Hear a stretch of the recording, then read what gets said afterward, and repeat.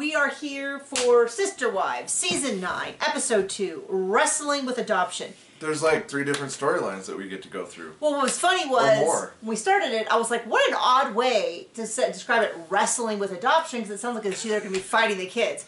Well, one of the storylines is about wrestling, so it actually makes perfect sense, which is what I get for shooting off my mouth too soon. So we have 3 storylines. We have Hunter's wrestling, the adoption, and Maddie potentially converting to the LDS church. But no. Well, we know what happens. As of this episode, yes. Later on, no. So it starts off with Mary's going to tell the kids, and I was like, oh, look, Christine and Janelle aren't there. Well, then I see Christine, and then later on I see Janelle. So I was like, oh, man, I am really over here jumping the gun on everything. And, of course, Christine's sitting there, and Solomon's in her lap playing with, I assume, her phone, but maybe someone else's phone. And I was like, look at Christine being terrible to them kids again. Right. So Mary sits down to tell the 3 oldest, obviously, that they, what happened. And once again, she is emotional, she is crying, the kids are upset, all of this. And it's like, they keep telling us it's just a paperwork shuffle. But Mary is so Mary emotional. knows it's a nail in the coffin of their marriage that died years ago. I think it's her big... I don't know. It's been rotting and outgassing. So she tells the kids, Brianna's really concerned. She's like, Mary, you look upset. Are you okay? And I'm like, thank you for someone in the family noticing that this is a really traumatic thing for Mary. Right. Cody doesn't do anything. Cody somehow thinks that he's the hero of this story because he's adopting them. To be fair, later on... He is the only one that gets hugs after Mary finally spits it out. And then, well, that was my whole point, is then he's like, well, maybe it, you know, got a dog hair stuck in my water bottle. Excuse me, I go burn this. You know, eventually he's like, well, you should hug Mary. She's the one who did this. And I was a little bit like, yeah, remember, you know, she's the one who's actually taking some big sacrifices. Well. Desperately thirsty. So then we cut to... So they oh, yay, we're so excited. We're going to do all that. Then they discuss the fact that Solomon has never had his hair trimmed since he was born. Okay, yep. Next And then Cody walks in, and Cody's like, I think it's time to give him a haircut. And Robin's like, you know, they're both like, we're so in sync. And it's like, yeah, I'm sure this was never, you know, they just randomly were filming. Had nothing to do with anything. His hair is pretty wild. It is going a little crazy. Our son, my mother-in-law, trims his hair pretty consistently. Or me. Without really asking. Just kind of happens. He does not, our son does not like the hair like too low. I think he looks adorable. He doesn't like it too low. He doesn't like it too touching his ears. So he will, as he did this Tuesday, just find the scissors, which I thought were hidden, and like just be like clip, clip, clip. Clip, clip, clip. It actually doesn't look as bad as you would. I mean, it does not look good. It's very clearly like a little line on his hair here. But we're like, what are you doing with the water? Because he loves to play with water. And we're like, he's like, I'm just washing the hair down the sink. We're like, remember we talked about this? So anyway, I'm surprised it got that long. So they talk about, would Cody cut his hair? No, he wouldn't. And then he's like, oh, it's just really hard to cut his hair because it means he's not a baby anymore. He's like, now can we have another baby? And Robin's like, yes, I want so many children.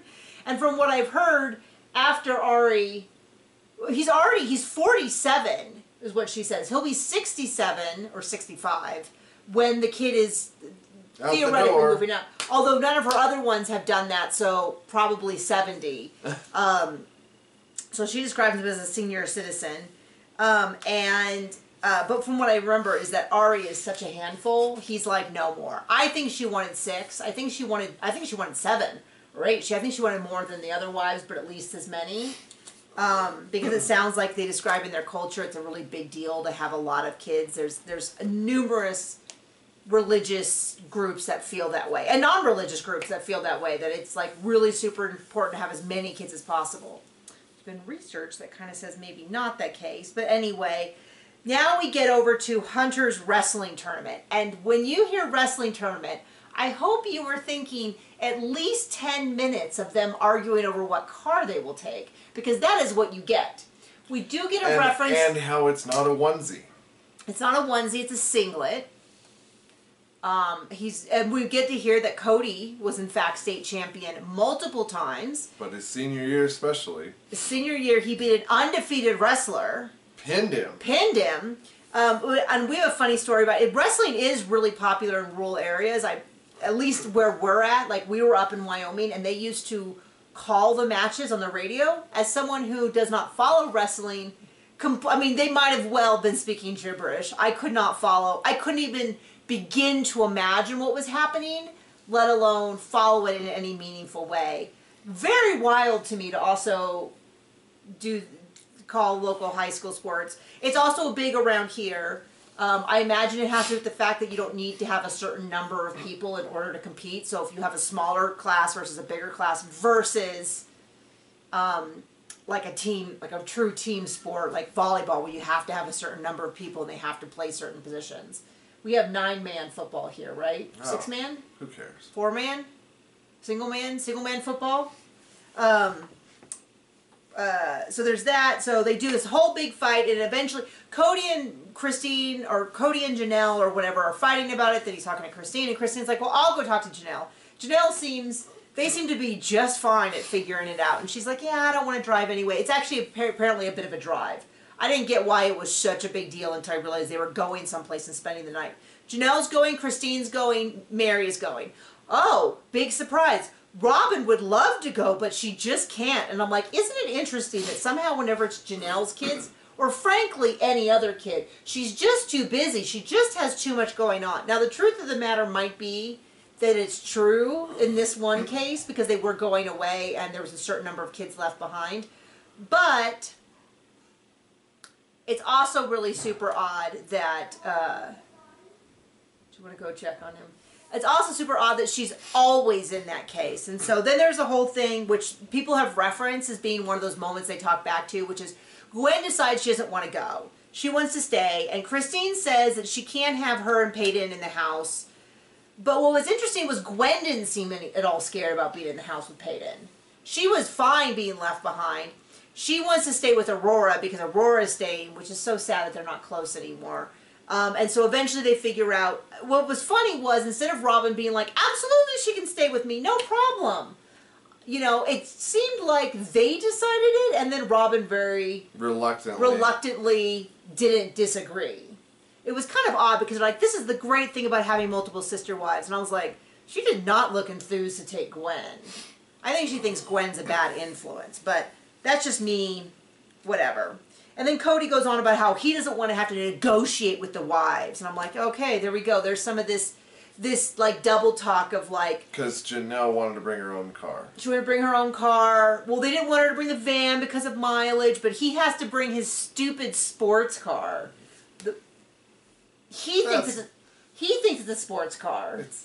It's convertible. It's got the top down and everything. He thinks it's a sports car. The most hideous convertible you can own. They're complaining about the van's gas mileage, and then he's going to drive all the way with the top down in that big cube. They cannot be very mile efficient. Anyway, so they go to the tournament. Hunter wins. Congratulations, 2015 state champion. Very exciting. I don't know that I like watching wrestling. There's nothing wrong with it. So he wins. He what? He wins thrice. He's state champion three times in a row? No, he won 3 matches to get state champion. Well, yes, that's how it always... Well, that's how it works, is that you go from quarter to semi to finals. Okay. I don't know what point John thinks. Well, he didn't wrestle once and win state champion. Oh, I see what you're saying. Yes, he had to go up through the bracket. They talk about Cody being a source of chaos, and it's always easier to do it without him. That's a quote from Robin. He is returning state champion as well, so he was state champion twice. Yeah. Mary was there too. I didn't actually see her in the initial, like, who's going, so I was like, oh, Mary's there. And this is where I always say, whatever issues and conflicts Mary, Christine, and Janelle have had between them, and there's been quite a few, and there is no doubt in my mind that those three consider all those children to be family, to be someone they actually have. And it shows up in things like this. Mary going and traveling to watch Hunter compete. Leon was there as well. They all went. But the idea is that whatever conflicts there has been between the parents, the fact that those three have always put kids first on the show. I know some people have there's some rumors spreading outside the show, but I mean, I have to say that I believe them in a sense, that they really did this believing that it was for the family, because that the proof is in the pudding. There was just an article recently that I read that was talking about the fact that those children, those original 13, are getting together, are communicating. We've seen it in Facebook, Instagram posts of like, oh, there's Leon. Oh, there's, it's Janelle's family, but a few other ones. And they're that they really have it. And it's really sad to me that Robin and Cody have worked so hard to keep Robin's kids out of that. Okay. So they go home. They set up a big swing set in the back of Robin's house. The whole family, except for the oldest 4 girls aren't there. And they talk about the fact, again, this is the second time in 2 seasons that they've had a really deep discussion about the fact that Cody is not bonding with the girls. He claims all these things about, we doesn't know what to talk about him because they can't talk about cars, and they can't talk about cars and sports. And of course, what I'm thinking is, I bet you not all of your boys want to talk about cars and sports either. Right. We mentioned it before. We work with the 3rd to 5th graders at our church. I don't know what half of them are talking about half of the time. And I just go, oh, that's cool. Oh, so, they'll say, like, I play this sport. Oh, that's cool. Do you play for your school or for, like, a club? Oh, they'll tell me. I'm like, oh, that's neat. What else do you do? And, like, one of them was talking about they went to the Boys and Girls Club. And I was like, oh, that's really neat. What do they do? And they, like, list all this stuff. It's not a lecture. I don't need to be in charge. You just go, oh, that's cool. Do you have any brothers and sisters? I mean, obviously that part wouldn't apply, but it's like, you don't. Oh, you mean spending time with them? Like, showing interest in their lives and what interests them. The opposite of being an absentee father? Oh. Yeah. Oh, shocking. So he's making it sound like it's neuro. Like it's surgery, right? He's over there. Let's engineer this. Yeah, and so he's having all these excuses, and then, they're like, well, people always say you have too many kids, and then Janelle's like, well, he's more present than my dad, and I was a little bit like, ugh. Well, that is not the dunk you think it is. That is not, like, I'm really sorry, Janelle. Have I ever heard Janelle speak of her father other than that? I don't think so. I don't think so. So it's kind of one of those things where you go, that if you have a bad dad, you don't want to just get someone who's like 1 degree better. I mean, that's kind of what it made it sound like. And then Maddie's like, Dad used to take us on these daddy-daughter dates, and we go get ice cream, we go do these other things, but then he just stopped. Oh. And it's not even like I've heard this from a lot of people who talk about when girls get into a certain age group, dads kind of drop them. Not every father, just to be clear, but they just kind of go, these are becoming young women, I don't know how to deal with young women, and they just kind of stop. But it's not even like it sounds like he did that and he kept doing that with the younger. He just kind of stopped. I think he just kind of was like, this is a lot of work. I got a Robin now, so I'm good. Yeah, I mean, so she's just like, he stopped, and it's kind of like, you could still, 13-year-old girls still like ice cream. You can still do some of that. You can still do that stuff without necessarily, like, I used to play pinochle with my parents. Not exactly. I know I'm not really selling it here as a big exciting thing, but we used to do like card games when we were on vacation and stuff, and puzzles, and he'd ask me about my books and stuff that I would read, because I was and am a huge reader. And so it's kind of like, you should probably write a book. Yeah, and I've written many books. They just so happen to be right here. Here is, like, if John will move for a second, here's a bunch of them. Space Murder, Of Murders and Mages, Death from Abroad, Mermaid in Troubled Water. There's 4 of them. Go get one on all your favorite vendors. Barnes & Noble, Apple, Google Play, Amazon.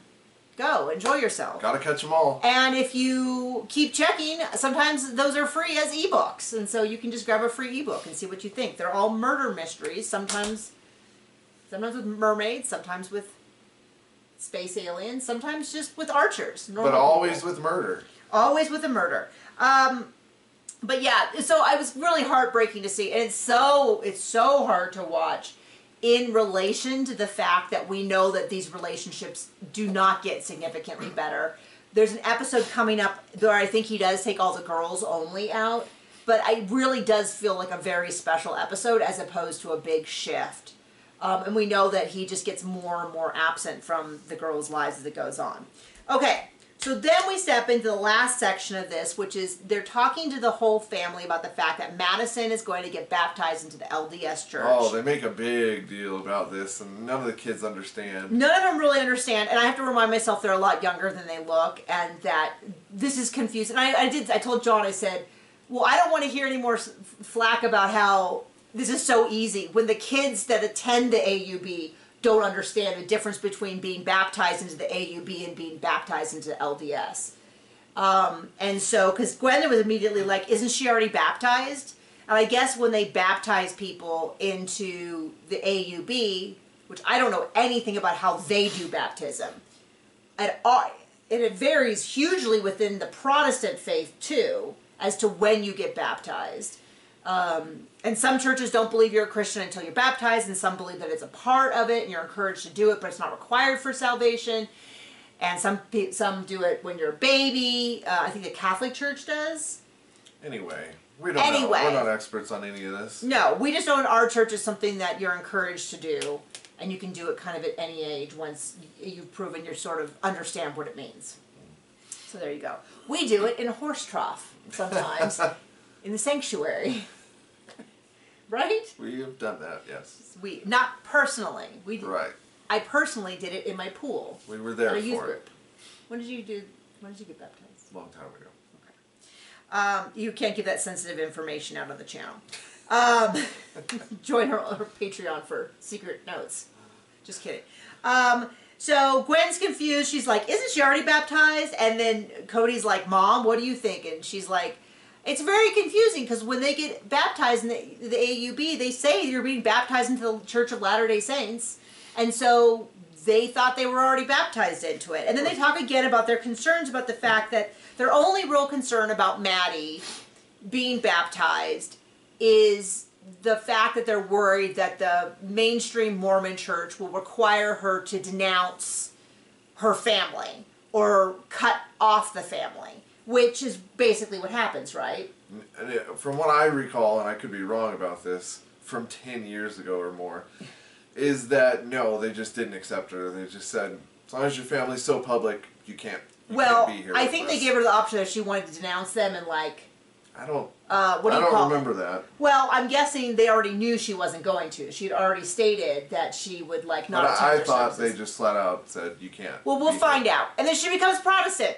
So... Well, and then the next section of this is when they threaten Robin's so then they go... biological father. Well, it's this whole scene where Robin calls the lawyer in Montana, and Robin wants the adoption to happen in Montana. I totally forgot this part. Cody wants to have it in Nevada. And frankly, it pains me to say it, they both make really strong arguments. Cody says... I think it should be in Nevada. Well, the judge said it should be in Nevada because it's where the kids live. And Cody's like, this is where they live. It'd be less traumatic for them. I don't think the dad's going to come down, and so it'll strengthen our case, and they don't have to, like, travel. I think he makes a strong point. Now, what she says is that she wants to do it in Montana because the judges there aren't known to be against polygamous family, based on what the lawyer said. And... he's like, well, they've been trying to serve the biological father, according to them, for 4 or 5 weeks. And they said, we're telling him that we will not go after the missing child support and the medical needs, which I believe is related to the accident. And then Robin gets really like, but if he doesn't do this, we're going to, and makes, well, no, she didn't say anything specific, but she's going to like, it's clearly threats. And then Cody's like, I'm going to rain hellfire down on him, blah, blah, blah, blah, blah. But then she makes this point about, I don't want this to be traumatic for the kids. I don't want the kids to ever have a bad feeling about the adoption. Frankly, very strong point. I can't disagree with that aspect of it. Yeah. And so I try to be really, you know, I go after them pretty hard when they're wrong, but I don't want to... Which is a lot. Which is quite often, so go me. But I do want to be, you know, they're not the worst argument. And then Mary's there as well. It's just sort of, and Mary. And I'm guessing this is sort of her like, this is my doing, I want to be a part of it, but they don't really include her in the conversation, which also doesn't make, you know, isn't surprising. So thank you for joining us. That is the episode. Yeah. Adoption. Yay. So there you go. Bye.